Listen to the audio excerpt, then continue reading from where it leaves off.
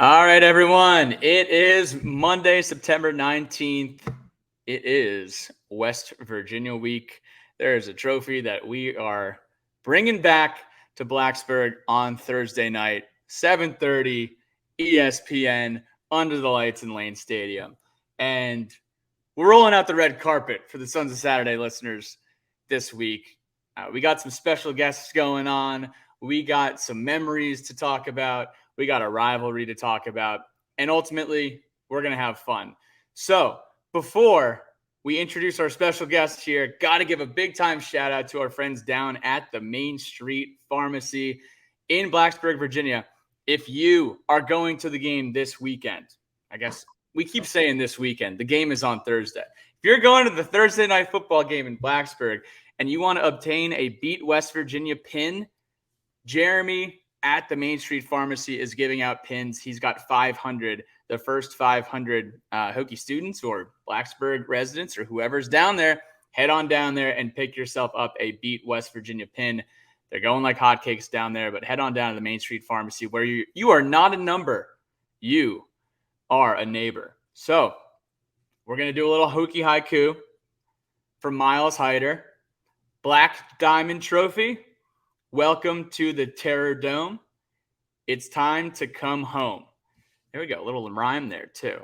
So we're going to introduce our special guest. I'm looking at the, so we don't do Zoom. We do StreamYard now. We've really leveled up in the Sons of Saturday software suite. And I'm looking at a wall filled with Hokey Stone and filled with Virginia Tech helmets and a big red-headed and red-bearded smiling face looking back at me. We have Shayne Graham joining the show from Michigan. If you know Shayne Graham, you know that he played in the NFL for 15 years. He kicked Virginia Tech over West Virginia in that famous 1999 season for the Hokies. Went to Virginia Tech from Pulaski. Also spent some time as a special teams coach and is now the CEO of Elite Winning Solutions, LLC. Shayne Graham, this has been a long time coming. Welcome to the Sons of Saturday. How the heck are you? I'm doing very well, thank you. Appreciate you having me on. Absolutely. So you woke up on Sunday. You hit the alarm clock. It's West Virginia week. What's going through Shayne Graham's mind during West Virginia week? Well, the memories are very strong with that game and that rivalry. It's a shame that we kind of lost that year-to-year connection we had. I really did enjoy that because even, when I was playing, there were certain games I really tried to do my best to watch. And obviously that was one of them. But, I'm excited because I'm coming home for this game. And I'll be in the stands and, tailgating, the full experience. I've never really had a lot of chances to do that over the years as a player. And then as a coach, even less chance to do it because I was always coaching a game the same time Virginia Tech was playing. So this is exciting. I know my wife's excited. I'm excited. Looking forward to seeing a lot of old friends and family. And, this is – and this game holds a special place in my heart just because of my memories of the last time I played against them as well. So West Virginia University comes to Blacksburg for the first time since 2004. And I went up there last year and everyone was like, Pat, you better wear a helmet or, better park your car in the woods, way out of nowhere so you don't get your car keyed or your tires slashed. And I was concerned. I had a VT sticker on my car that weekend and I went up there and was super kind of just on edge the whole time, thinking all right, what's going to happen? And lo and behold, nothing happened to my car. Nothing happened to my physical being. Everyone from the most part from West Virginia, other than, an occasional FU, was welcoming. And it was not what I expected. Now we're going to be hosting them. And I'm hoping that Virginia Tech is similarly hospitable towards the West Virginia faithful. Now there used to be some batteries and then the glass airplane liquor bottles.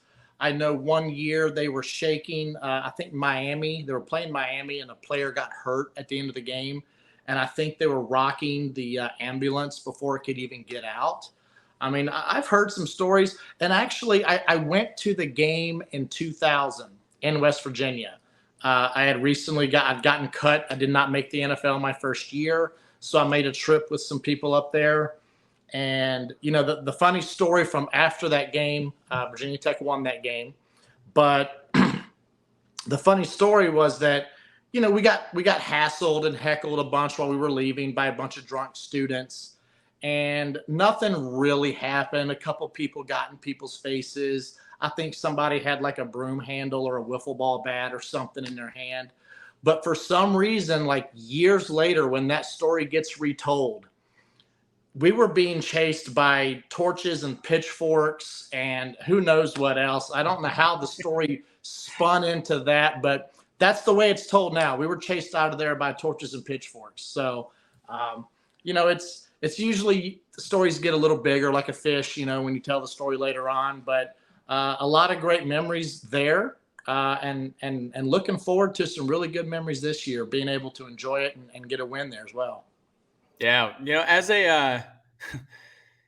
as a lifelong Hokey, I always have known about this rivalry, and I guess 2003, 2004. Those are the games that I can remember from my memory. I was 9, 10 years old. And 2005 as well. 2005 was a big win up there. You had a nice touchdown from Eddie Royal. You had Marcus Vick, getting creative with some hand signals towards the West Virginia fans, but. This is a fantastic rivalry. This is a rivalry that Virginia Tech should be playing, every year as frequently as possible. I always think that, either Virginia Tech, West Virginia, or Virginia Tech, Tennessee should be, 2 games that we see popping up on our schedule more. Yeah. But, being from Virginia, from Southwest Virginia, from Pulaski, what does this game mean to the folks in Southwest Virginia in particular? Well, for me, being someone who's lived outside of the state of Virginia for so long, I have this really soft spot for the fact that everybody who's not from Virginia, when I say I'm from Virginia, at some point, it could be 30 minutes down the road, it could be 30 days, it could be 2 months, it could be 3 years. They go, "Oh yeah, you're from West Virginia, right?" And I'm like, "No, why do you think that?" Like, people just, for some reason, just add a whole extra word to it. And it's like, no, Virginia was actually first. Like they left and it was West Virginia, and they're a whole separate people, like it's a whole separate state. And, like their culture's similar to where I'm from, with the Appalachian, mountains, not too far off from what Blacksburg is. Only, a lot of West Virginia is much more secluded, harder to get to, smaller roads, windy roads, all that kind of stuff. But I've always had that resentment for people that seem to just assume I'm from West Virginia. But people in Virginia would never do that. It's, for some reason, it's people from somewhere else always are like, "Oh yeah, you're from West Virginia." And I'm like, no, I'm not. So naturally, that makes you hate West Virginia even more. It just adds a little bit of fuel, just a little bit of fuel. Well, I know they don't like you up there either, Shayne. But so talk to me about Morgantown, because last year it was the first time I had ever gone up there, and I've had family. So my mom's maiden name is Morgan, and there's probably 3 or 4 Morgans who have gone through West Virginia. So they were Morgans graduating in Morgantown. And I think I went up to New Jersey for my mom's birthday, and then I drove to Morgantown from New Jersey, and was just blown away by this town of just how remote it was. It was in the absolute mid, Blacksburg is a remote location. Penn State's remote, Boone, North Carolina is remote. Morgantown is just you feel like you're in a Disney park or something because of how different it is. I don't know how to describe it, but walking around, seeing the incline to some of the streets, or just the infrastructure, you're kind of scratching your head. But at the same time, you're like, this is kind of cool. Yeah, yeah, and you even expect to hear banjos start playing out of the blue, I think, but um, but that's part of the charm that I think makes that university just like us. I think we're all proud of kind of being this school that's not on the edge of a big metro city, and most of our alumni base, for the most part, probably gathers out of the Metro DC area, the Northern Virginia, maybe the Charlotte area. Um, and it's a 5-hour drive, for people to get to our games. Whereas for them, they probably have a similar thing. People have to come from, wherever they went off to. I doubt a whole lot of people are from or stay in Morgantown. So there's some similarities when you look at it that way. But I can tell you that the pride that I have with Virginia Tech is because it felt like home, even for so many people that came from such a different background before they got to Virginia Tech. They always look back with fond memories and really kind of miss that small town feel, even when they move away, I think. Yeah, absolutely. And we're excited to get that small town feel later this week when we go to Blacksburg. So I want to do an exercise here. When people think of when Virginia Tech fans think of West Virginia, they think of Shayne Graham. I want to know what Shayne Graham thinks when you think of West Virginia, as far as like what are the memories that you have outside of the kick, but any other specific memories that you had from either going up there or hosting West Virginia or going to games or watching on TV as an alum. Well, there's a few, I guess. So first, there's been a couple kickers from my high school, Pulaski County, who played at Virginia Tech. Excuse me, sorry. Chris Kinzer, who was an All-American at Virginia Tech, and Mickey Thomas. So Mickey Thomas actually, I think at one point had the record for the most field goals in a game for Virginia Tech. And he kicked 6 field goals against West Virginia at West Virginia. And I forget the year that this happened. But that was something that I always knew about when I was in high school. And then one of my teammates, Randy Dunnigan, that I played with at Pulaski County High School, was an offensive lineman who started there for quite a long time. But the thing that, besides that game, besides the 99 game, that stands out to me is we kind of took a shellacking in 97 at Morgantown. And the biggest memory I have from that game is, I guess I didn't pee at halftime. I don't know. I had to pee so bad in the fourth quarter that it hurt to walk. And we got a touchdown. We couldn't get anything done that day. I mean, I think we had less than 100 yards of offense or rushing or something. And it was bad. And all of a sudden we get a touchdown towards the very end of the game. And I just remember like kicking that PAT, and it hurt so bad. And I don't know if I can promise that I didn't have something left over in my jot when that game was over, because I mean, it hurt. And I'm not trying to be funny. It really hurt. And, that was just what I remember, beside, just having the cold chills from that feeling of like, oh my God, I can't hold it any longer. And then having to go out on the field, swing my leg, torque my body, kick the ball, come back off the field, and then wait for the game to be over. It was miserable. It was absolutely miserable. But, it was all obviously made up for a couple of years later when, 99, I remember to pee at halftime, and there were no issues. Wow. So John Parker Romo, Joey Sly, William Ross, Brian Johnson, any other former Hokey kickers listening to this, remember to pee at halftime. Oh boy, 97. So that was Mark Bulger was the quarterback for West Virginia back then. Yes. Yep. Okay, I got I you. actually told him that story. We got to know each other, years down the road, and I told him that story and had a little laugh over it. Yeah, I could see him enjoying that. So, so when Hokey fans think of West Virginia, they think of Shayne Graham. We're going to kind of pivot this around.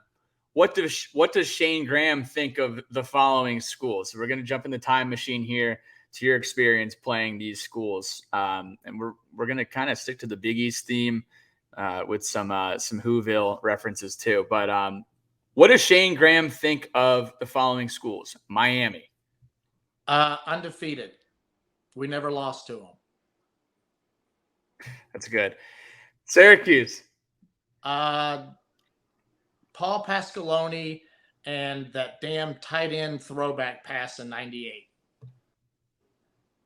I had college football 2003. You know, the what was the EA Sports game? NCAA football 2003, which is coming back next summer, apparently. Yeah. And I think it was either 2003 or 2004, and they would have like college classics mode. And, you know, you have like Choke at Doak, you have like the Holiday Bowl with BYU and SMU. And then one of the games on there was Donovan McNabb. You know, you line up on the 10 or whatever, 5 seconds left. And that would be on the college classics. I'm just like, are you kidding me? You know, and I don't know, we needed a 99 Shayne Graham kick on college classics. Yeah, right. Yeah. All right. Sorry, go ahead. Oh, I was just going to say, I know that, you know, I think I kicked like a 48 or 49 yarder to go up or to make it where they had to score a touchdown versus a field goal to come back on us. And they drove down the field. I think they even got like a 4th and something at some point to keep going. They get down there. Corey Moore sacks him and throws him down. Donovan McNabb is like taking his helmet off and puking on the field. We end up calling a timeout. I think we were like ready for that play and just, you know, we were on it. He wasn't like wide open, but just the everything that went with, you know, him rolling out, throwing back across. It was loud at many points of that game. And honestly, Syracuse has been the loudest stadium I've ever played in my entire career. I heard rumors that they piped a microphone, looked like little choir microphones hanging over the bleachers, and that they pumped speakers underneath of the openings underneath the bleachers because it was like the bleachers were retractable, kind of like a basketball stadium can have. And I always heard that rumor. But all I know is that the 52,000 people that sat in that Carrier Dome when we played them, it hurt your ears. And I never found an NFL stadium. I've never been in a college stadium. I've been in college stadiums as a coach in the SEC that had over 100,000 people, and they are not as loud. And that is the one thing I remember is how deafening loud it got after that catch. I can't even imagine. You think they're still doing that today, or you think they cut that off? I think good too. I heard something about they got caught. I'm not really sure. I don't want to like throw accusations out there if it really wasn't true. But this was just things that you hear over time. And I don't know that they actually fill that place up anymore. So I don't know that it even has the same atmosphere. Mm-hmm. Yeah. I like seeing Syracuse football start 3-0. You know, I think it's good for college football to see them succeed. You know, they had a very heroic, Hail Mary type play. Well, I don't know if you watched the game, but I know that Purdue really shot themselves in the foot with a handful of penalties, and they only completed one pass on the final drive, but still won the game. But Schrader looks good for Syracuse, and we'll see what happens with them. I think, I'd like to see, you know what? I've always enjoyed seeing teams that we played against in the Big East do well. Like, I think there was a few years back where Rutgers really was doing really well, and I was like so happy to see them do well because everyone always thought of them as a bottom feeder. Seeing Syracuse, just knowing what they were able to do when they had Paul Pasqualoni as the head coach and Donovan McNabb and so many good players that they had come out of that university. The Big East, I don't think gets enough credit for how good those teams were in there. You've always got your top tier teams, but the way you had us, Miami, Syracuse, West Virginia, Pittsburgh at times, there was some quality team. Boston College, there were quality teams, and you had some of the teams at the bottom that didn't necessarily like hold up their end of the bargain. but every conference has that. And, it was always that, the Big East couldn't hold a candle to the SEC or the Big Ten or whatever. And, coaching in the Big Ten, coaching in the SEC compared to the ACC now, I'll agree. It's not the same. Like there's definitely a lot of parity between the top and bottom between those different conferences. But when I see more teams do well, I like that because I want to see teams like not be looked at the way that they've been looked at in the past. I want to see the ACC be a strong team. Looks like I got a buddy down here who just snuck in on. Who's this? This is Toby. Say hi, Toby. Hey, Toby. Yeah, no, I couldn't agree more. It's like once the door was open on national recruiting and social media and all that, it kind of, it was one of the prime examples of how, a school like Boston College or Pitt, who's had success, and Syracuse, are going to lose the battle to SEC and Big Ten, and money too. But no, I'm totally with you there. I want to see Boston. I want to see Boston College bring fans to Virginia Tech. I want to be able to go up there. I want to go to the Carrier Dome and it be packed. It's not. Oh yeah, absolutely. And and that's the thing is, it's so hard to do that now because you throw NIL in there and that's just exponential. But you look at the fundraising that Alabama has, the fundraising that Texas A&M has. Really, Texas and Texas A&M, I think they're the two richest schools in college football from oil money and their alumni. But you look at the way that those schools are able to bring money in to help with the expensive recruiting weekends, to impress the recruits when they come in, the Taj Mahal facilities, the stadiums with the LED light systems and the suites and all the things they're able to do. It makes it tough. And you know what, though? We were always at a disadvantage at Virginia Tech. One, we were in the mountains. We didn't have a, bright light city around us to bring in a certain, person that likes that kind of stuff. Miami had the yachts and the nightclubs and all that kind of stuff that you could get players to want to be a part of. But you want the player that wants to be there. And I think that's what's always worked for Virginia Tech is if you have to convince a kid that the flash and all that we have it to get a kid to come there, then they're not coming for the right reason. And I think when you get someone to come to a small town school that's the blue collar lunch pail, aura around it, then you get the right person. And those are the people that are going to buy into the system and are going to be the ones that develop. And maybe they weren't a 5-star, but by the time they graduate, they're a potential NFL guy or whatever. And, I think even if you look at the 99 team, Michael Vick was highly recruited out of high school and we essentially stole him from Syracuse. But, I don't know that we had a ton of super duper All-America 5-star recruits out of high school on that team. I think we had a few, but I don't think we had like that loaded team that everyone, expects to put those type of success out in their games. And we just developed guys that had the right attitude. We had the right chemistry and things just worked out. And I think the success that Tech had over the years, yes, it helped that they had recruiting because of the success. And maybe we were able to upgrade our facilities in a certain way. But, now it's with Twitter and, the money for the facilities and, the way kids want attention on Twitter, they're actually asking fans to show them love on Twitter. Like, I'm just not a fan of that. Yeah. And now you've got, NIL, what kind of NIL deals can you get me? Because this school can get me this and this school, which technically is illegal. You're not allowed to use NIL as a conversation piece in recruiting, but everybody's doing it. And obviously if you have, big time alumni with connections in a certain business, they can conveniently make those NILs available for players when honestly you have college teams getting more NIL money than NFL players are getting NIL money. So that tells you something.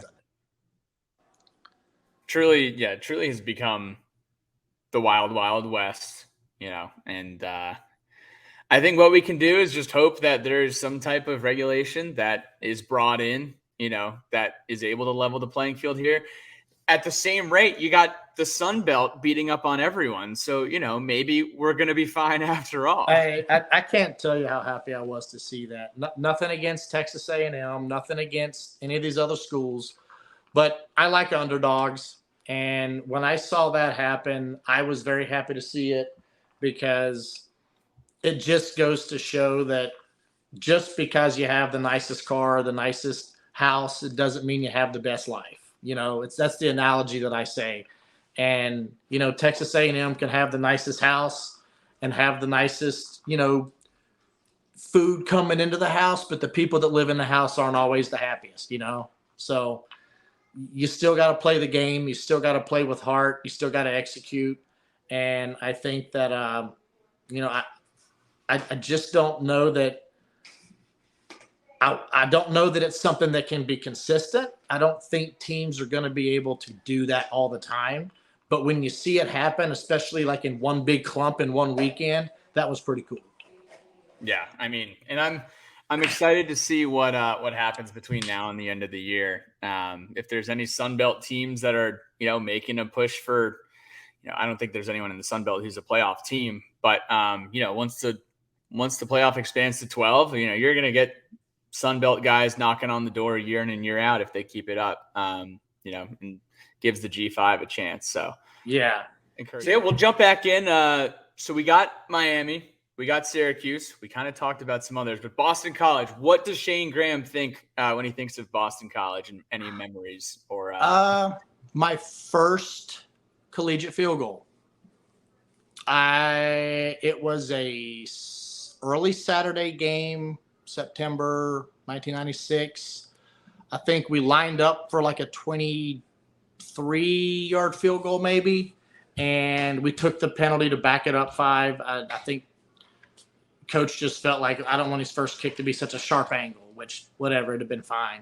But and I just remember like being on a timeout and looking back on the TV copy of that game.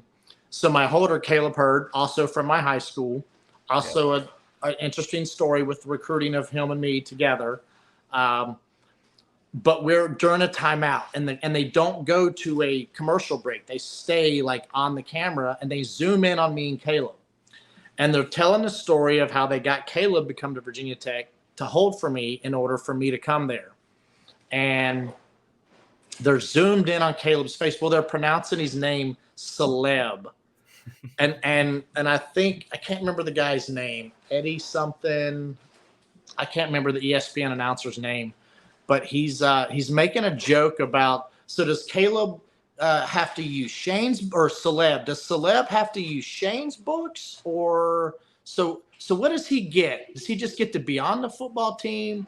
And it was just, they were just like laughing about the fact that Caleb was there just to be a holder. Mm-hmm. And then, we made the kick, but I just remember like how fun it was being in that game, because I think we had played Akron the week before, and we did not kick any field goals. We actually got out of a nail biter against Jason Taylor against Akron that year, and did not kick any field goals. So my first field goal was against Boston College, and I just remember one of the coaches, when I came back to the sideline, was like fist bumping me. He's like, way to pop your cherry. And so that was a fun game. And we won like, I don't know, 38 to nothing maybe, or 38 to not much. It was a lot. I know it wasn't a close game, but that's my memory of Boston College. They recruited me. I almost took a official visit there, but I never took it. But I never really considered them, to be honest with you. But they were a good program. I just wasn't for me. I know 1996 was an election year, and I'm sure Hokey fans were putting Shayne and Celeb on their ticket after that one, Shayne. Okay, what about Pittsburgh? Pittsburgh. So we played them in this shithole stadium cut out of the side of a mountain. I feel like it was. I mean, I almost feel like there was a daggone fireplace in the locker room. Like it was this old stadium, and the turf was hard as a rock. And I think we lost. We lost to them there, and I just remember like how much that sucked to like lose to them because we felt like we were the better team and just didn't win. And it was yeah, I don't have a strong feeling for Pittsburgh. I just know the first time we played them, my sophomore year there, we lost, and then we played on my senior year, and I think I maybe tied a career long, hit like a 53-yarder or something in that game, and it wasn't really close. That was the year that we pretty much beat everybody by a lot except for West Virginia. Mm-hmm. Yeah. It was the week before West Virginia, actually. Not a huge Pittsburgh guy over here, but I do know that we've had some serious issues winning up there. And October 8th, hopefully we can right that ship. Yeah. And we'll conclude it here with UVA. UVA. Okay. Oh geez, where do I start? Oh.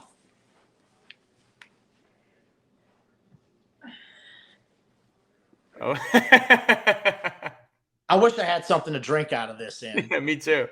But I just remember, oh God, Zima with Jolly Ranchers. That's what they drank. I don't know, some weird stuff.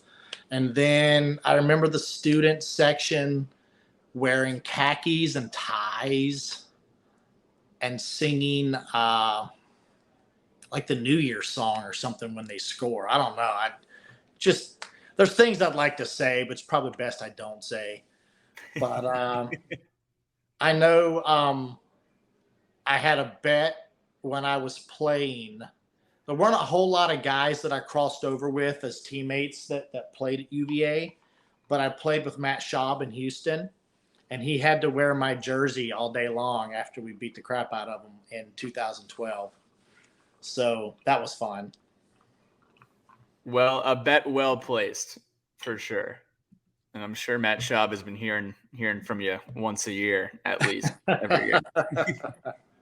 But he was also the last UVA quarterback to beat us for like the longest time, ever. But that was our gentleman's bet was no money, just I wear your jersey, you wear my jersey, however it plays out, and that was fun. Oh yeah. So all right, now let's kind of turn it to Virginia Tech right now. So we'll talk about the program high level right now. By the way, I'm in no rush, so we have no time limit. Whatever you need. Awesome. So we'll talk about Tech football from a high level right now, and then we'll jump into a little bit of a game preview, and then we'll wrap it up with both rapid fire and then letters from the lunch pail. Okay. Cool. So would love to hear, just Shayne, I know with Coach Pry. Coach Pry was there when you were there. Would love to start it off with that. Did you have a relationship with Coach Pry when he was at Virginia Tech in the late 90s? And if so, what was it like? So it was, hey, how you doing? Good game, good job. Like we didn't have a very close relationship. I'm not going to say, I don't want to like sugarcoat it and say we had a great relationship, but there was definitely nothing bad about it. I just didn't have a ton of exposure to him. I was already shy as a 18-year-old freshman. I was shy. I was not very outgoing. So it's not like I was going up to coaches and saying like, hey, how's life? I just wasn't that guy yet. And I just remember I liked him. He was a good person. The players liked him when they worked with him. And, the GAs don't get enough credit for how freaking hard they work. I mean, 15, 20-hour days. It's ridiculous. And all while also trying to do some sort of academic endeavor while they're there as well. But I know he worked hard, and I know he was good at what he did, obviously, because his career springboarded, after that. But the really cool thing about him is that when he got the job, he actually reached out to me and offered me a position. Well, at first he said they were interested in offering me a position. At the time, I was still technically employed by Florida, and University of Florida had fired the head coach, but the new coach coming in had not started replacing staff yet, and it was potential for me to become the coordinator under this coach, the special teams coordinator. So at that time, I couldn't give a hard, like, hey, if you choose me, I'll do it. I couldn't do that at that time. But he also couldn't say, hey, we're going to hire you if you want it type thing. So a few weeks later, Florida had actually just called me and said, hey, we're gonna just hire the guy that we had from the last staff, from where that staff came from. So I knew that was off the table. And so my wife and I had kind of been settling into a new house we had just bought here in Michigan. And I just was starting to really enjoy like us actually being able to do things together and enjoy family time and whatever. And I was like, you know what? I don't know if 15-hour, 20-hour days are for me anymore. And, if we're going to start a family and we're going to do things, I'm old to be starting a family as it is. And to really try to get in that level of having a healthy life, a healthy relationship, just a healthy lifestyle in general for me, because I'm obsessive. Like when I coached, I spent every ounce of energy on being the best coach I could be. And I did that as a player. I did it as a coach. And now I'm doing it as a business entrepreneur, like trying to run my business, but I don't have to spend the time that I had with coaching, because with coaching, I had to answer to other people and I had deadlines and I had things I had to finish by certain times and I had to make sure the practice was set and organized and everything ran smooth. And no matter how good it was, as soon as that was over, I was on to the next thing and I had to obsess over that. So it was really tough and I loved it. But I felt like I needed to be fair to myself, because I gained 50 pounds. I was really unhealthy. I wasn't taking care of myself. And obviously my wife and my potential family, future family and everything else. So I think that just meant more to me. So then Coach Pride calls me and he was like, hey, I just want to let you know the job is yours if you want it. And I said, Coach, I really appreciate it. I promise you I'll do everything I can to help out the program any way I can. I'm all in, except for I can't accept the position as a staff member. And it was actually really hard to do, but I didn't question it. I didn't hesitate when I said it, because I was already set with my commitment to my family. And I saw him again at the spring game. We had some good conversations. He talked to my wife for a good while. And she was like, man, I wish he could have been your coach when you were coaching for these other teams, because he just seems awesome to work for. And, I know it would have been fine working there, but I just know that it meant more to me to not take a chance with a healthy family, a healthy relationship. And, we text each other. We've texted this week. We communicate, and he's awesome. And I'll do anything I can to help the program now. So it's cool to be able to do that, because I can promise you, when I was coaching for Florida or Michigan State, even Central Michigan, it was tough to really be a diehard Hokey fan, because I had to promote the school I was coaching for on Twitter. I was promoting things for University of Florida and Michigan State, and it was hard. I could retweet a Hokey tweet, but I really couldn't just dive in and be all in on it. And that would eat me, if Tech's playing on Thursday night and you got a game on Saturday and you're watching, but you can't really say anything promote. It's like, is there a Shayne Graham burner account out there. But Why no. didn't I think of that? Shayne and a bunch of numbers. Exactly. Shayne and a bunch of numbers, no profile picture, and 4 followers. But no, with coaching, you know, got to do what you got to do. Got to do what's best for the family, and definitely admire that. Now, we're excited. We're very excited about the direction of this program. But as far as from, you know, your experiences, just even having conversations with Coach Pryor, seeing what he's done, or even just going back to Blacksburg for a spring game or coming back in town for this weekend, what are your general thoughts or feedback about the direction that you think this program is going in?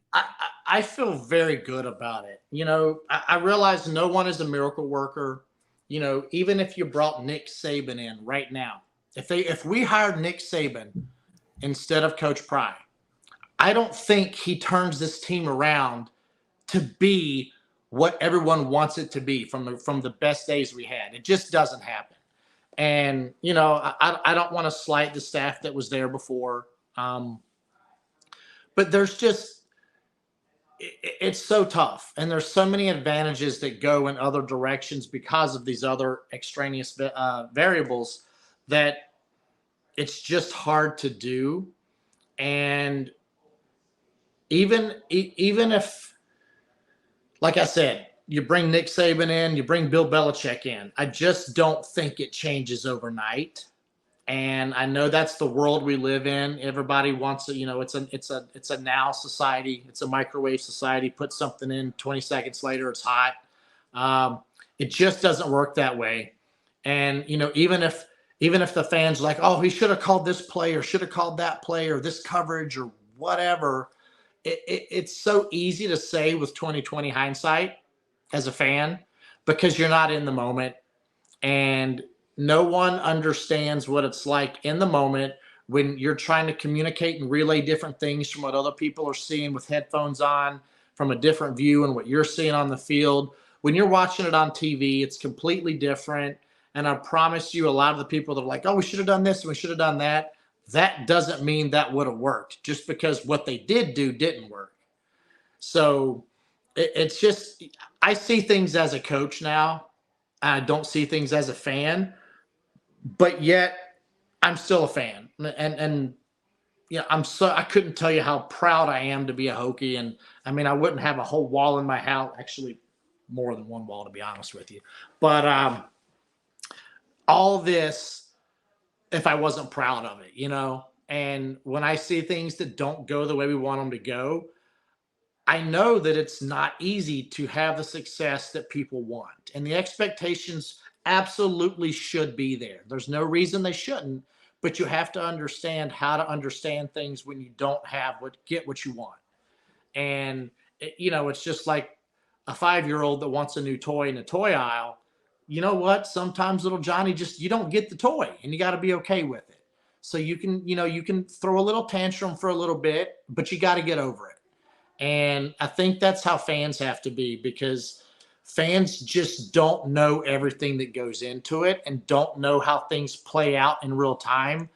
And everyone seems to think they know better. They know who the better coach hire should be. They know who the better recruit should be. They know who the better starter should be. They know like everything. And it's just not that easy.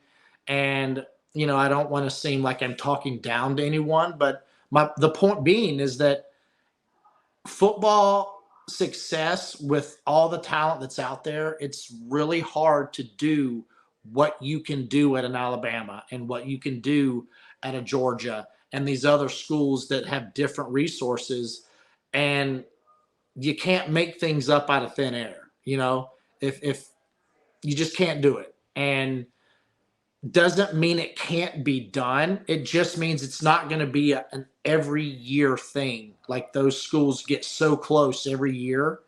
I think it's something that we can expect to have happen from time to time, but it's going to be really hard to truly compete year to year with those upper echelon teams because of the resources that they have. And I'm not saying this, I'm being realistic. As a coach, even at Florida, where we had crazy resources, could not compete with the things that those schools could do. And, you know, I just know that you can have things go your way and you can pull a 99 championship season run out, but it's just unrealistic to think that a school can be that way every single year. And I hate saying that because I love the Hokies, but it's really hard to truly believe you can compete for a national championship every single year the way Alabama does. It's just different. Yeah. And I think just understanding, like we talked about earlier, with NIL, with resources, with money, these TV deals, national recruiting, it's never going to be the same as what it was. But we have to enjoy college football for what it is, for Absolutely. the Sun And you Belt have team. to still be competitive and want to win and also understand that, let's say we put some of those strings together. Let's say we put a 99 together with another team that, you know, gets really close and another team that gets really close. Yeah, you start to bring in better recruits. You start to get certain things going your way. You start to place yourself to have a chance to be at those levels, but you still got to think about the fundraising and everything else that goes into it. There's still just a slight difference in the broadness of the fan base and the amount of money that can come in from that fan base. And you know, you can drive for 25 all you want, but you're not getting people paying million dollars a year for a suite. You know what I'm saying? Like, it's just different. Yeah, it totally is. And just got to keep on trucking and, you know, let's win the Coastal and let's try to make the playoff when it expands to 12, because that's, you know, that's kind of where we can retamper our expectations. Yeah. And now don't get me wrong. Team. Yes. Don't get me wrong now. I want to win every damn game, and I'm going to talk shit when we do that. But I'm just being realistic with knowing how things are. That, will I be upset when an ODU situation happens? Absolutely. It sucked. I was pissed off the whole night afterwards. I'm out with my family and I'm literally watching on my phone and I'm like, like out, and you know, and it sucked. But you know, I'm not going to sit there and cry in my milk and just, you know, lose my whole life over it. But you know, I tell you what, though, I'm still going to go to this game next week with very high expectations, and I believe it's good to have high expectations. You just have to be able to understand and how to handle when things don't always go perfect. Right. Exactly. And getting emotional just means that we care, you know, and we see it on the internet every week. So let's talk about Tech as a 2022 unit. You know, snap judgments after 3 games. You know, what do you think looks good? What must improve? What is your general feeling as we head into a challenge here on Thursday? It's been hard for me to truly watch every single play. And I can tell you this, while I still try to watch games with a coach mentality, I don't study the games the way I used to.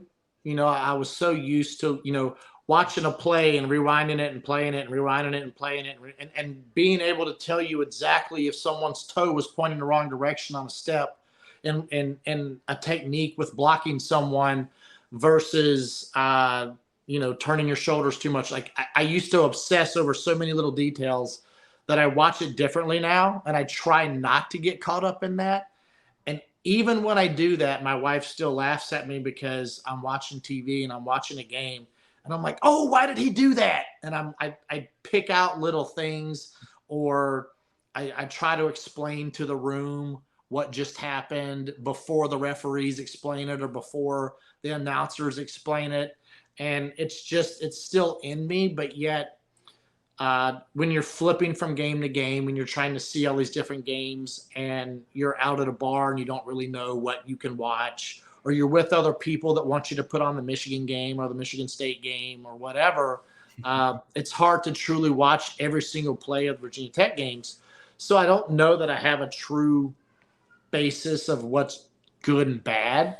You know, obviously you'd like to see a little more explosion on offense. You know, Who doesn't want to see that? I feel like for the most part, from what I watched, I feel like this walk-on kicker, the transfer, I think. Yeah, from Coastal. I think he's done a good job. I think they had another kid I heard was pretty good from Rice. I don't know what happened with their competition, but the kid seems to be doing pretty good.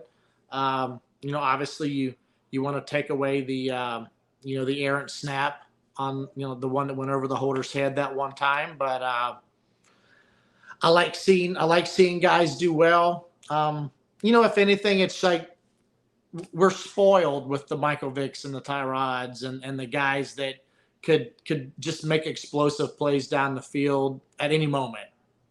And, obviously that's what we'd love to see. That's just natural. We'd all love to see that. So. Yeah. And we got a long way to go on the offense, but I think week over week improvement is what we have seen so far. And, getting a guy like Keyshawn King healthy for West Virginia is going to be key, to establish the run game. So fired up to see how we line up on Thursday. So, all right, we're going to do a little bit of rapid fire here.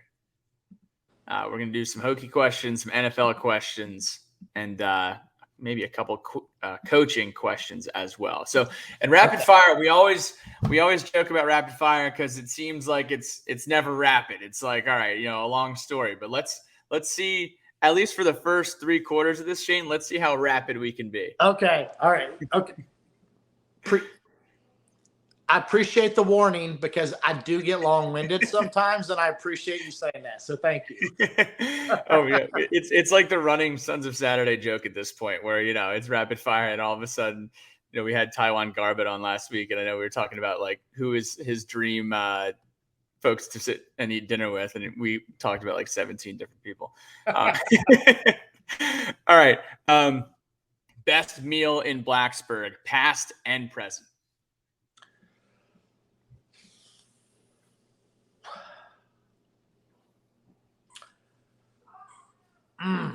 I've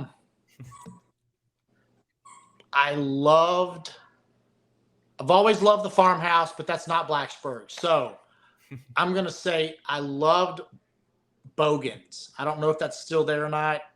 I loved Bogan's. Crab leg, unlimited crab leg night. Oh, so good. And I liked wings at PK's. And you know what? I really like Poor Billy's. Oh, man. R.I.P. R.I.P. That's gone. Yeah, R.I.P. Mm-hmm. That was a huge – Big Al's and Poor Billy's gone, I think, right after. Honestly, I like Big Al's food. They had a bison burger. I loved it. Onion rings? Holy crap. But R.I.P. R.I.P. Sneaky underrated food at Big Al's. If you know, you know. There was a Mike's Burgers or something. That place was top-notch, too. Oh, yeah. R.I.P. also, I think. Yeah. We're visiting the Hokey restaurant graveyard over here. Yeah. Favorite Blacksburg watering hole?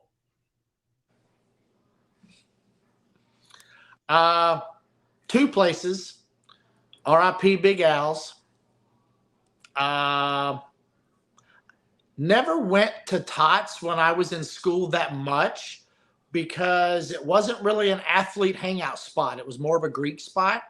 I think it's a big athlete spot now. I'm not too sure. I went there when I was there for the spring game, had a blast, but had a few rails, had a big blast.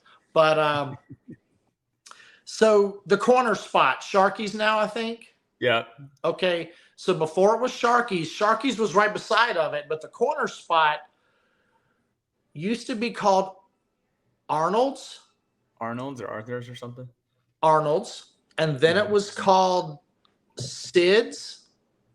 And then it was called Preston's. And then it was called Sharky's. So it was Sharky's after I left. When I was there, it was called Preston's, I think like my junior, senior year. But it was Arnold's. And I think even before it was Arnold's, it was called like a Waikai or something like that. But that place was like the hot spot to go to. And as football players, we got to kind of go in pretty easy, and it was fun. Love it. Love Sharkies. Love all the bars in Blacksburg. Have a good time. Yeah. And you know what? Even after I graduated, I had some time that I wasn't active in the NFL. That's when I started actually experiencing different bars. I honestly, I loved Hokey House. I loved PK's. Those places were all fun, but they were all in a different way. But I feel like the Big Al's and the Prestons were kind of like the end of the night. That's where we ended up type thing. Mm-hmm. What is your favorite Coach Beamer quote? You spent, arguably more time with Coach Beamer than most of anyone who's gone through Virginia Tech. But what do you got for us, Coach Beamer? We had him on the show, I guess not a month ago, a couple of weeks back, and know that you submitted a story for him. But as Shayne takes a big sip of bourbon, but what you got for us? I'll say two things. And as a coach, I respect this so much now. But he had a thing when we used to call up practice at the end of practice, and everyone took a knee and looked at him. If you didn't have eye contact, he would go, "Hey, Palsy, go to the shed." And you had to sprint to the storage shed on the far corner of the field, which was back then. I think we had 3 fields up on the where the soccer fields are now, or something, or where is it McComas? What's the health center? Yeah, by like McComas, Chifford. Yeah, whatever that is, right beside the old Rector Fieldhouse. Yeah. So that used to be our practice fields. Mm-hmm. So there was this storage shed way back in the corner. And when he called the team up, if you didn't have eye contact, he would send your ass to the shed. And it was the most demoralizing thing. Never happened to me because I wasn't going to screw around and be that guy. But when it happened to somebody, it was like, yeah. And then the other thing was, so when we would kick and have individual kicking period before we would go to the team period, Coach Beamer was my coach. Like, he was our special teams coach. Now, he would admit, he's like, "Shayne, I don't know a whole lot about kicking, but it's a little like golf. And I know when I'm in my groove with golf, right down the middle, I'm in my groove. That's how I want you to be, right down the middle." I think the Beamer stories are endless. There's a gazillion of them. Yeah. And I love hearing folks who know him so closely do the impersonations or do the growl, because it's just such a crack up. Yeah. And honestly, it was so nice to have such a close relationship with him that bared fruit way longer than my playing days. And he's such a special person, and that's why they continue to make him be such a special part of the program. And I'm sure for 200 years will be a special part of that program. Without a doubt. It still hasn't hit me sometimes where I'm walking in front of Lane and I see his statue there, and you're just like, well, shoot, he still lives in this town, and he probably walks by that statue a couple of times a week. Like, it's just, it's a wild phenomenon. Yeah. But everyone loves Coach Beamer. There's never absolutely been an approval rating for anyone like that, man. So great stories there. Shayne, what was your favorite win other than West Virginia in your college career at Tech?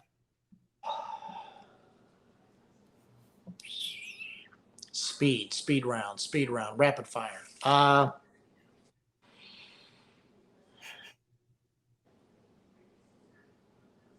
would say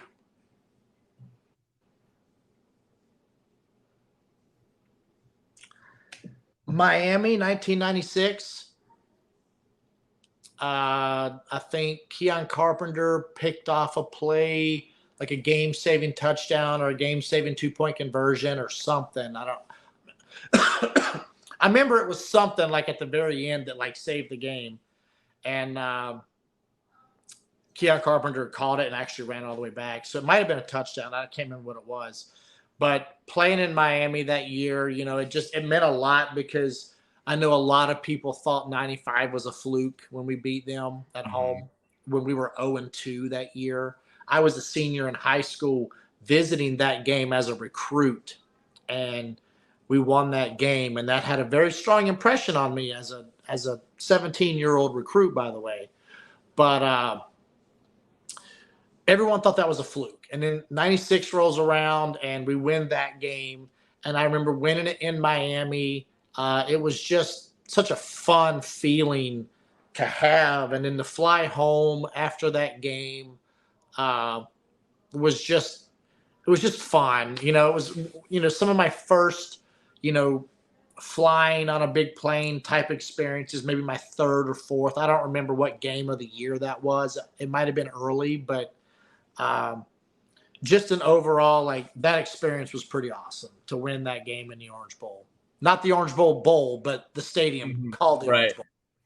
Yeah, especially after 95. Undefeated against Miami is it's pretty undefeated. Impressive. Undefeated. In the 90s. Okay, let's turn the page. Favorite NFL win in your career?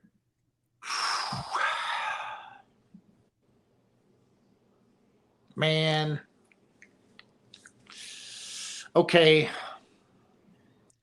So 2004 was my first NFL game winner. That one was fun. Sunday night game early in September versus Miami Dolphins. 39-yarder, 36-yarder, right hash, 39-yarder, 38-yarder. Either way, primetime game, first game winning field goal, big moment for me personally. And then if I'm going to give a consolation, which could actually maybe be more important, but it was a game winner in the playoffs when I played for the Saints in 2013 in Philadelphia. I had a game winner to send us to the second round of the playoffs on the last play. So that one was pretty big too. Next question here. Describe Hokey Twitter in one word.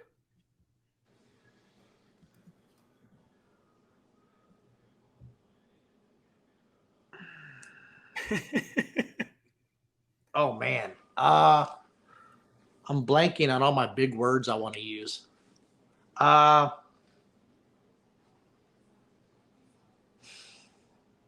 Roller coaster.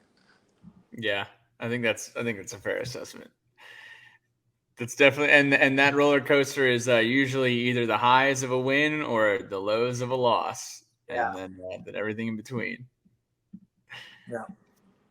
What is a funny recruiting story that you have from your time on the trail, or things that you might have been involved with in your coaching career? Well, okay, so when I was in high school, I actually had I had about 25 offers from Division I teams. Virginia Tech was the last team I thought I wanted to play for, to be honest with you, because I felt like I wanted to get away from home. Mm-hmm. So on any visits, on any, when I say I was innocent when I was in high school, I mean, I was as innocent as you can be on all levels. All levels.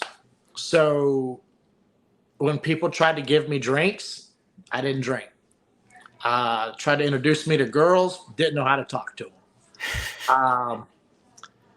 You name it, I'm telling you. Like, I was so shy and just socially awkward that when you hear these stories of, oh, these guys go here and all these girls do this and they get drunk and all this stuff, like, my recruiting visits were so far the other way that it's almost like the coaches should have just known to say, hey, this guy doesn't do any of that, so whatever. Now, I will say my trip to Virginia Tech, I went out with the guys. Now, it was in December, so they were doing they had the team awards banquet, like the Christmas party / awards banquet for the Sugar Bowl. And so we were at what was the old on-campus hotel called? Was it like It wasn't the Inn or the University Club, or was So it? you had Squires, and then it was like right beside Squires, like off to the left. I guess the Graduate Life Center. Was there like a hotel above? I don't know. Yeah, you're a little behind me. So Yeah. they built like the whole new hotel like out there off the golf course. It's different. But so it was in this big ballroom there. So my recruiting visits started with me having like dinner at the farmhouse, and they had like a Shayne Graham jersey pinned up onto the wall in my booth, and I sat with Coach Beamer and Coach Grantham and the other recruits that were in that weekend. Like, I thought I was big time because Coach Grantham and Coach Beamer were sitting at my table. But and then when they put me off with I think Brandon Simonis was my host, who was a little bit older than me, but he was from Glenver, and I think he's actually related to the Beamer family. He was like cousins with them or something. But he took me to like the house where he lived, and he lived with a few of the players, and they were sitting around having a couple beers, contemplating what they were going to do that night. I think we ended up going to Arnold's, and like I got along, but the guys all were very good about not letting me feel isolated, because I wasn't the most social person. So they all were like, oh, so tell me about this. Or so they came to me and asked me to talk. And that was really cool how they did that. Now, it was also winter break, so there weren't a lot of students on campus.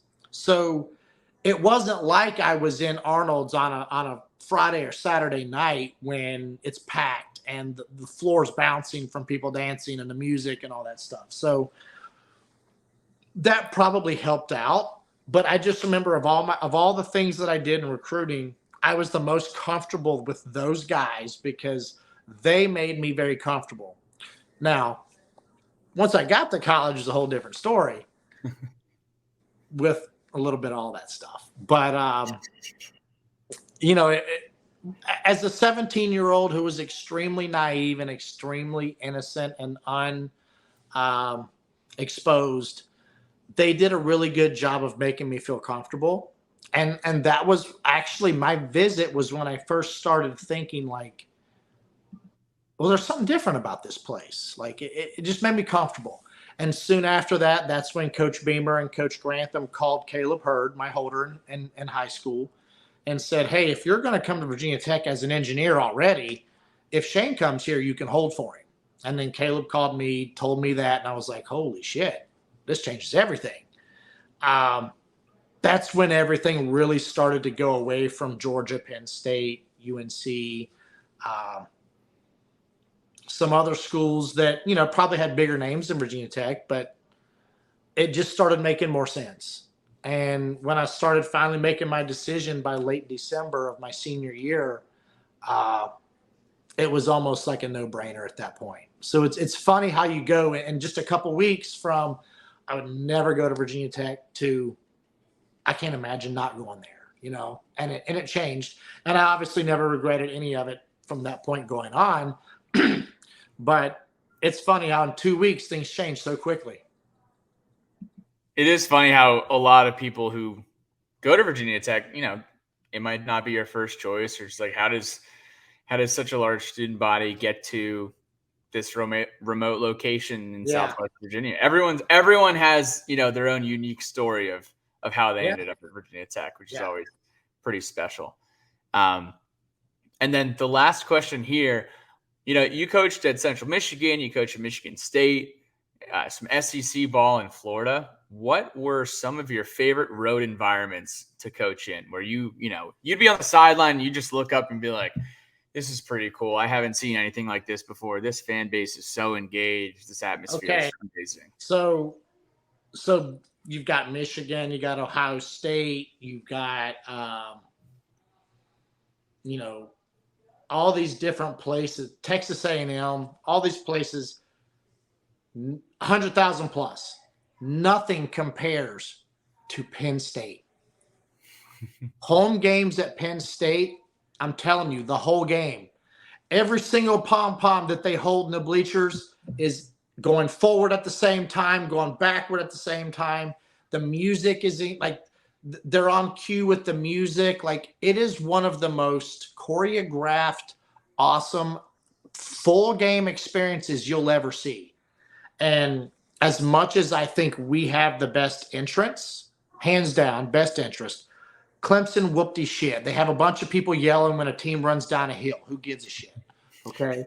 Ours is awesome because it's really loud. It's in unison. Everybody's jumping. The music's awesome. The fans keep singing when the music turns off. Cold chills. I watch it probably once a week, every all the time. All right. I see these other teams are like, oh no, ours is better. No, nothing is compared to our pregame entrance. But Penn State, the whole game is top notch, the best atmosphere I've ever seen or been a part of.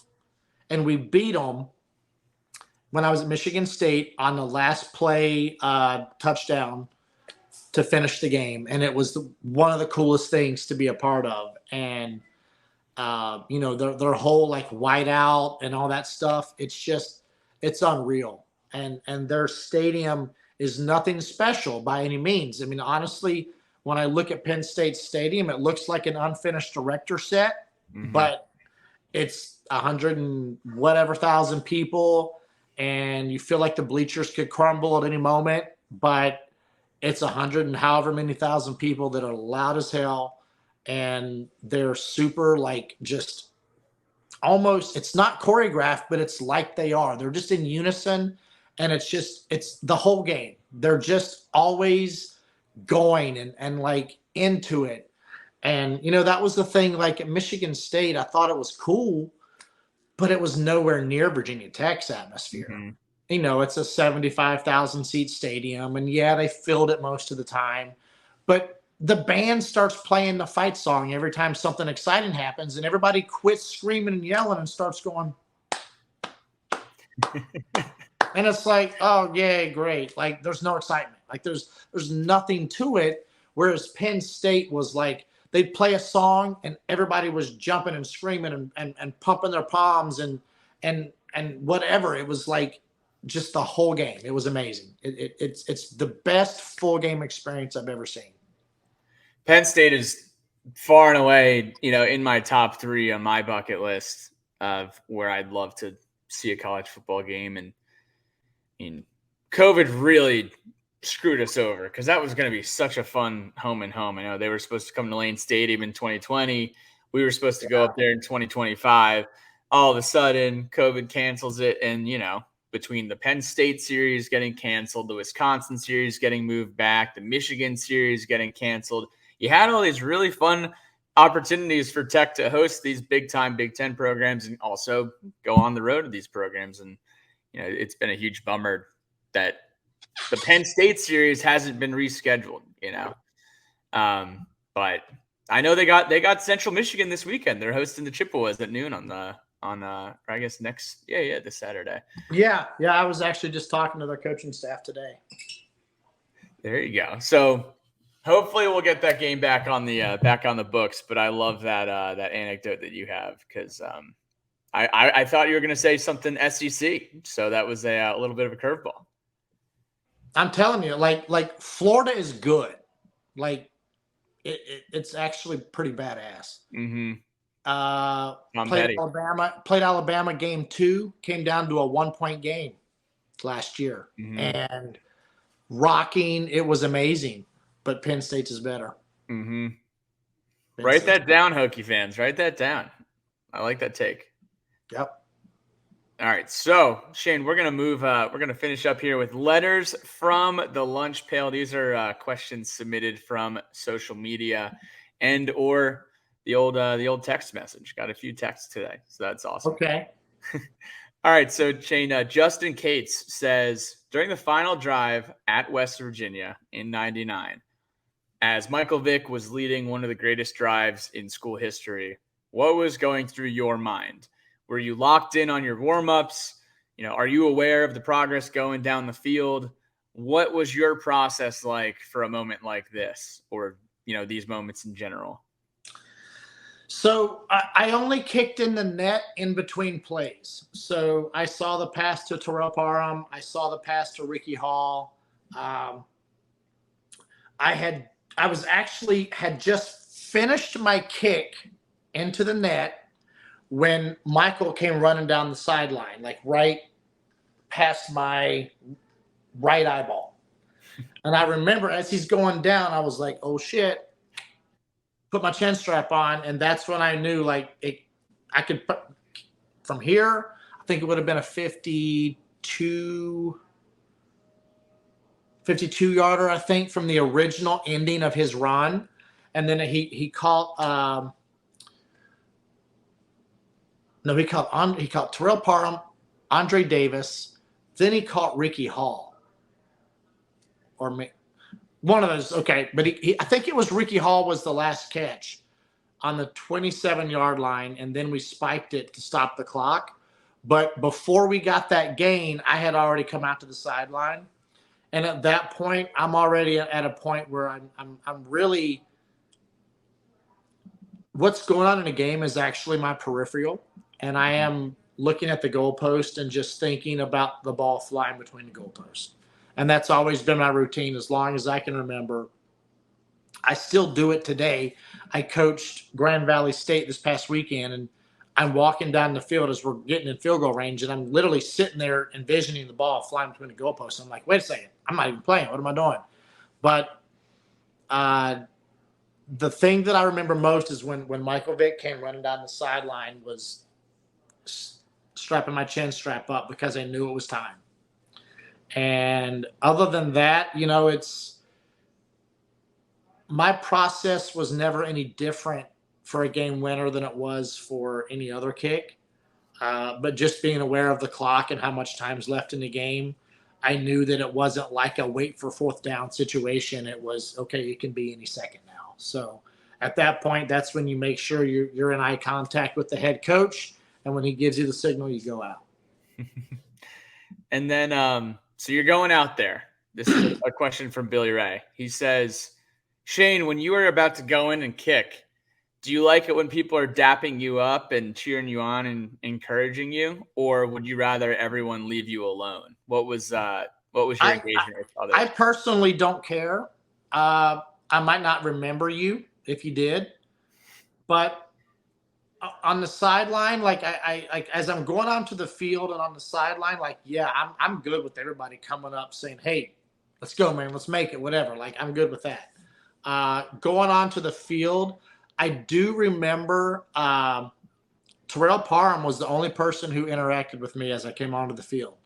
And he just kind of ran by me and winked and put his hand out, and we slapped hands, and that was the only interaction I had besides me and Caleb.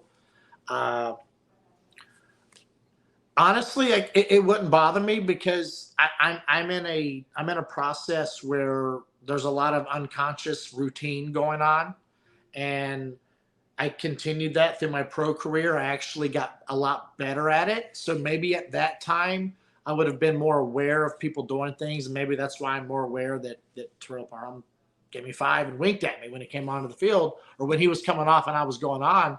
But they called a timeout as you were out there. And I just remember, like, Caleb and I always had little inside jokes. And when there was a timeout, I think we just kind of laughed and had a little inside joke to each other. It wasn't a like a super tense like feeling. Like, we were very comfortable and we're both smiling. We're both enjoying the role that we had. And, I think between Cliff, Caleb, and myself and all the protection and everybody else, everyone executed perfectly. And I was fortunate enough to have made the kick. I think that a lot of that is not just a testament to how hard all these guys worked, but the priority that Coach Beamer made the work that we did in special teams. We felt like a family unit. And, there's a reason why Beamer ball still stands today.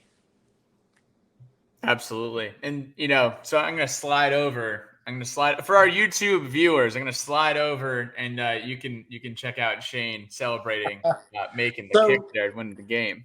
So it's funny, that moment, the team had already – so, like, when I made the kick, the first thing I did was turn around I throw this hand up, and I look. And this is the West Virginia sideline, right? So I throw my hand up like this, and then as I turn around, I'm like this right here. And somebody, I don't know if it was Caleb or Nick Sorensen or one of the guys on Protect. I don't know who it is, to be honest with you. Picked me up like in a bear hug, like from the waist instead of like at my knees, and tried to like lift me up and carry me, right? So it was like a kind of like a half-ass on the shoulder type thing. So I'm higher than everybody, but I'm not that high. And I remember like trying to take my chin strap off and take my helmet off and like celebrate. And that's actually the helmet I wore, like right back there in the corner. But I was like sliding off. I fell off, came down. The whole team's like huddled around because the whole team rushed the field in that moment. So when that moment all ended, I don't want to say ended, but like when the whole team is like starting to disperse and say what up to the other guys on the other team that hung around to like say good game or whatever. And then, you know, like the coaches that all come up to you after the game. That was after all of that. Like we all just hung out in the stadium and players were going, because that corner that you see right there, Hokey fans, was the only corner in the stadium with people in it because everybody else left. They were like, screw this, we're out of here. And the Tech fans that were still there, so we all ran down there. Me, Jimmy, and Caleb ran down there and just were celebrating and enjoying the moment with them. And well, I might have been the last person in the locker room. I don't know. But when we got in the locker room now, that was a fun scene, I'll tell you that. Oh, I'm sure. And then Doug Bowman said, I know this was on Twitter, of the kick, whose excellent call of the Miracle in Morgantown kick does Shayne prefer, Sean McDonough or Bill Roth? That's so tough because I love Bill. So Sean's is the one I've heard the most. And because it's the TV copy. Mm-hmm. But I love Bill's.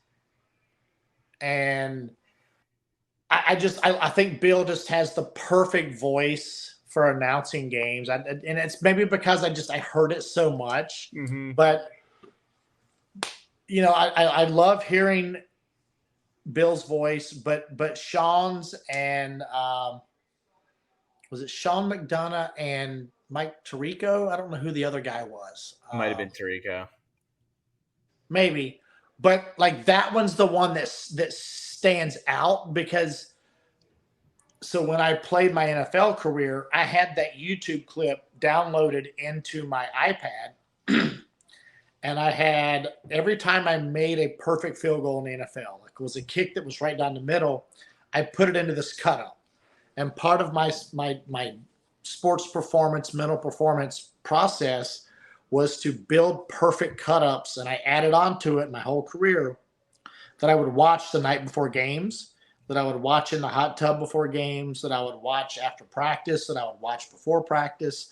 I watched this cut up so many times. I've seen that kick from the West Virginia game, the TV copy, probably 600 times. Mm-hmm. And it's not because, oh, I want to watch my great moment. It's not that. It's because it was a part of my mental preparation for building in the moment confidence for the process of knowing that every kick is new, but I have to live in the confidence of knowing I can do this. And when I watch moments that I've done this, and I watch it and I consistently build that perpetual like sense of confidence that I know I can succeed, you keep away that like irking thought of what if. So part of sports psychology is building that in the moment, you don't worry about the result. You worry about keeping your confidence high and executing and living in the moment. But part of living in the moment is knowing that you can do it with no doubt. And that is why I watched that clip at the beginning of all my NFL clips that I put together. Now, I maybe only had about 30 to 40 NFL clips on top of that. But I can promise you, I watched, it was about about a 2-minute clip, because it was from that last play of the drive through the timeout, because I wanted to remember the feeling of what was the smell in the air from the smoke coming from all the grills that were outside the stadium, how tight I could feel my socks on my leg. All these physical and mental sensations that I felt, I relived them over and over and over, because it played into the psychology of my confidence. And because that was the biggest moment of my college career, and honestly probably played through to be bigger than most of my NFL career, except for towards the end of my career, I had some emotional moments after my father passed away that I probably hold on to those a little more, to the fact that I continued to play when my dad knew that I was still trying and he passed away. And right after he passed away, I was able to make a team and go play like the day after his funeral. Like, being able to do that to me was really strong. But as far as like just euphoric moments, that kick at West Virginia will always be that moment. So that always was my, it was the catalyst for my confidence building routine that I did every week. And that's, sports psychology. It doesn't get more intense than kicking, other than like penalty kicks in soccer are definitely up there. And obviously, pitchers and batting in baseball are. Well, any skill where it truly takes a one person, and I get it, you've got a snapper, you've got a holder and all that. But even if all that's perfect, it still comes down to what do you do with your leg and your foot and your body.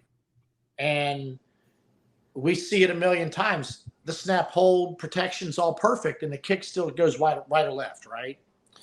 Now, when the kick gets blocked, when the snap and the hold aren't perfect, all that kind of stuff, everyone's like, oh, it's a team sport. It's a team thing. It is. It really is. But as the kicker, you still have to individually perfect what you're doing to make it work. And honestly, that's part of my business. Part of my business, my mantra is mentality. And in fact, all my handles on my social media are EWS mentality, because it's purely about the mentality you have to have in order to be successful as a specialist. And even as a special teams player, football player, all that in general, I focus on specialists. But when I work with specialists, I work with them on the field. I film them. We do review of their film. I have a gym in my house where we work out. We train specific skill training, but it's the mentality of the sports psychology that I add on to my business that makes me different than all these other guys that are just kicking gurus out there.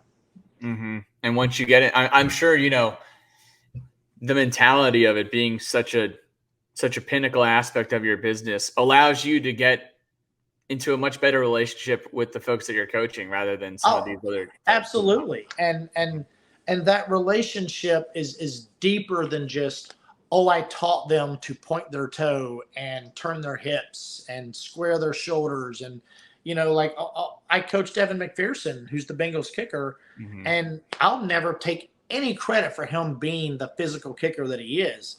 The only thing I'll ever say is that I prepared him for what he was going to face through every mistake I ever made and every success I ever made in the NFL. He knew about every single one of them. And he knew about anything that I ever prepared for that I never had happen, but he knew how I prepared for it. And he had a little bit of a head start than a lot of guys did. How much of the transferable coaching, essentially, most of your, or I guess the way I want to phrase this question is, how much of your coaching style was a reflection of things that you learned from Coach Beamer, or was, because Coach Beamer wasn't, you said earlier, he wasn't a kicking guy. He didn't know much about kicking, but was he able to instill some things in you that you knew you were able to help out guys like Evan and other folks that you coached along the way? That's tough. Honestly, more of what I got from Coach Beamer and my coaching style was the human aspect of it. Mm-hmm. I think the humanity of the way that he coached as a father, was more of the way I wanted to have those relationships with my players. Mm-hmm.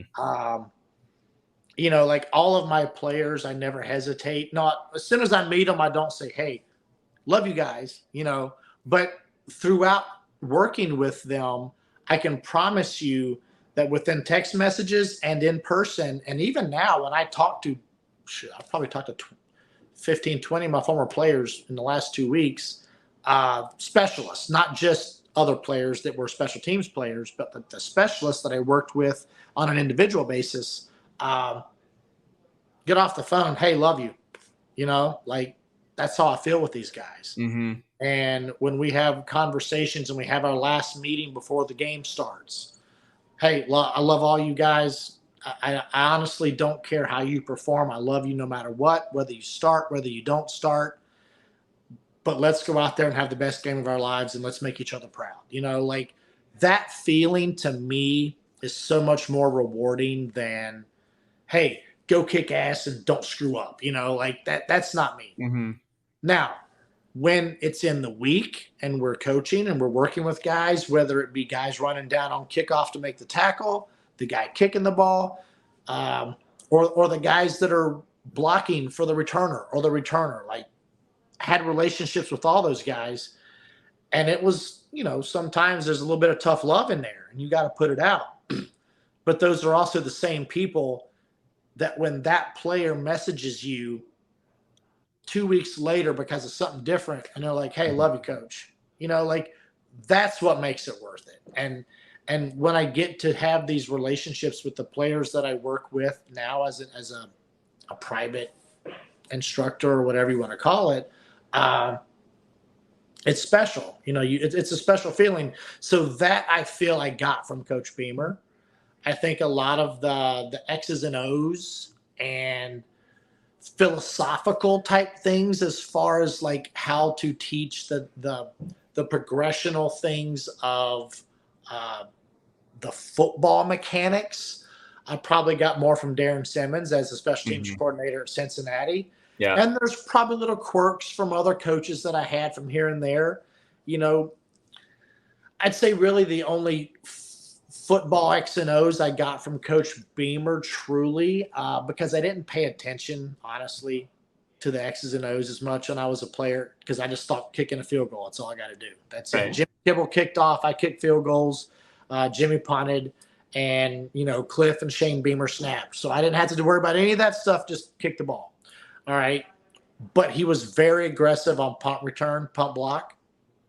And that's something that always, like, no matter what my opponent was as a coach, I was trying to find at least 2 different ways to block a punt.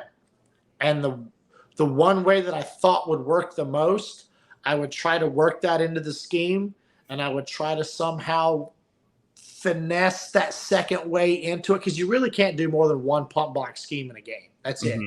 You don't have time to teach more than that. So I would try to finesse that second best way in there. And other than that, you've got a lot of decoys and guys who occupy blocks and all that kind of stuff. It's too much to explain.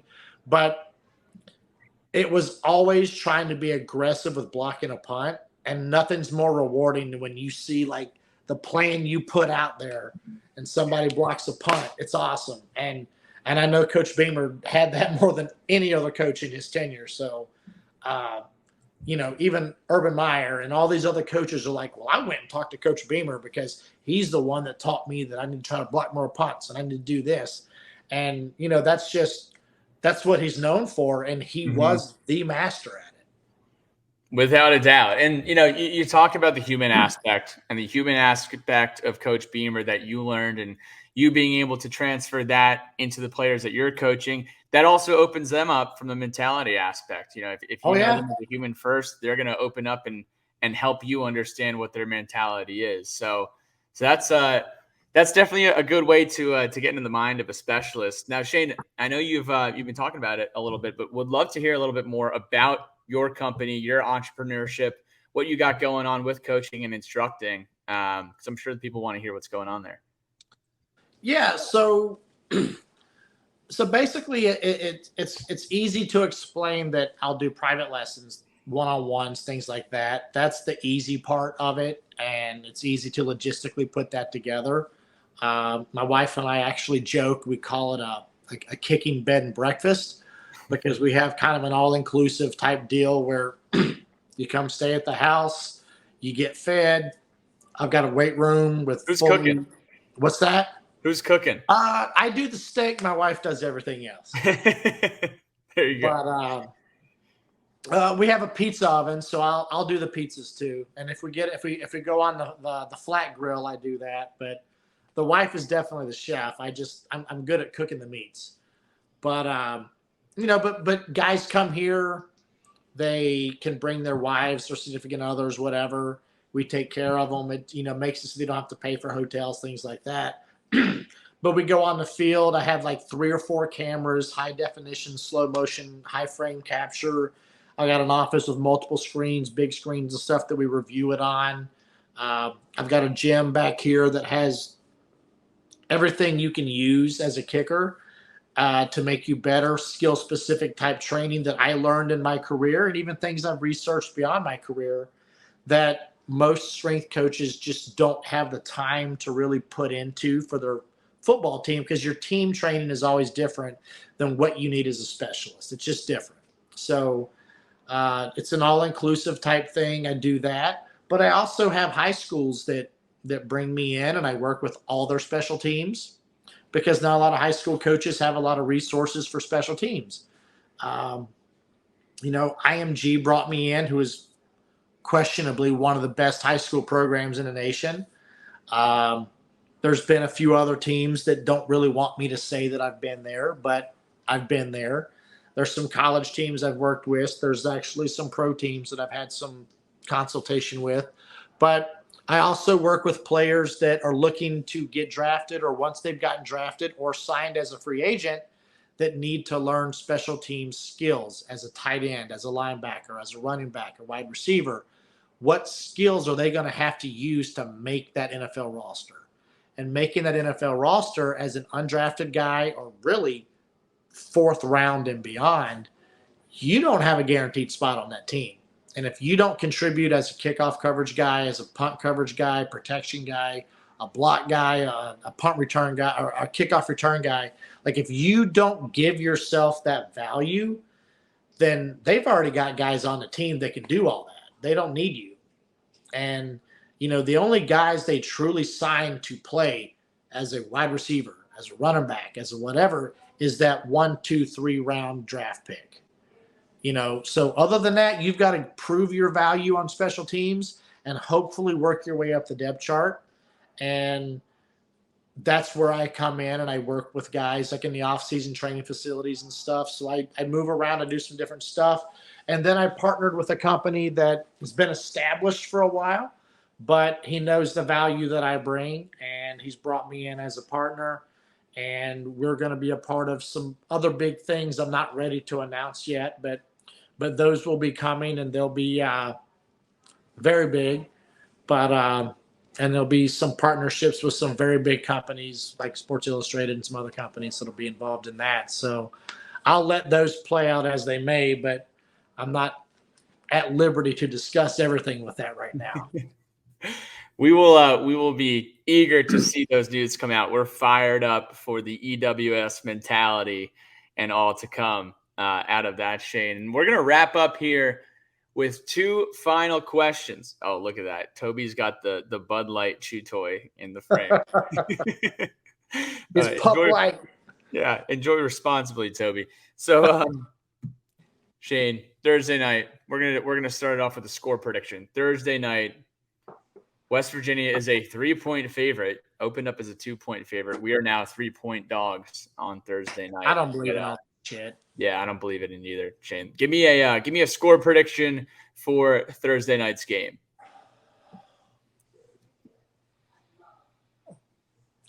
20-17, us. 2 touchdowns, 2 field goals. versus 2 touchdowns, 1 field goal. Okay. 2017. So down to the wire. Going to play some good defense. Going to make our field goals. Going to play disciplined football, not turn it over, and leave Lane Stadium with a win. You know, all I wanted was to be 3-1 at the end of September. So that would be perfect. Yeah. And then I think the fan in me wants to see it be about a 10 to 14 point win, but the football lover in me as a coach wants to see it be tight so you can like see the chaos of all that. And there's nothing like beating a rival by a score or less, you know. Yeah. So that's going to be exciting. 7:30 p.m. kickoff on Thursday night. Shayne, when are you getting to town, and what is the first thing that you're going to do when you get to Blacksburg? First thing I do when I get in town is my mother lives locally, so I'm going to go see her. Thursday. Gotta pace myself. So probably try to get a couple things done logistically at home because I don't get to come home that often early. But then I'll probably come to Blacksburg pretty early and visit a couple parking lots and then go to the game, maybe parking lot after the game. I don't know that I've got the bars in me after the game because I do have to figure out some other stuff after that. But yeah, definitely I get in, mid to late Wednesday, spend some time with my mom, and then Thursday morning it'll be figuring out putting food in my stomach to sustain the rest of the day. There you go. And maybe some beverages. Cold drinks waiting. We'll throw in one more bonus question for you, Shayne. What is your message to Hokey Nation from Shayne Graham? I am extremely grateful for all the support and positivity that I've felt over the years. I can tell you that when I was young and I didn't want to go to Virginia Tech, I feel so guilty for that because I just, I was young. I felt like I was bigger. I needed to go somewhere bigger. And by the time I realized it and went through my experience there and loved it so much, my dog is tripping right now, by the way. I'm sorry. I'm so grateful for the love that I've always felt from Hokey Nation, and that's why I'll always give everything I can do to be as supportive and help the program and the school. I mean, I donated back to the communications department this past year, and I've been a donor to the athletic department, but just knowing all the support I had from the university. But since I've gotten really active on Twitter, just the love I've found from the fanfare on Twitter has been addicting, to be honest with you. Like, it's a great feeling, and I don't want to get addicted to that because I don't deserve it, to be honest with you. But it's very heartwarming to know like the way people care, and I just want people to know that I feel the same way, and I'm extremely grateful for it. Well, we are happy that you are a Hokey, Shayne Graham. We are fired up that you're going to be back in town this week, and we'll have to cheers to another season of Hokey football around those parking lots here on Thursday. But Shayne Graham, appreciate you joining the Sons of Saturday. Always a pleasure, my friend, and we'll have to see you this week. Go Hokies.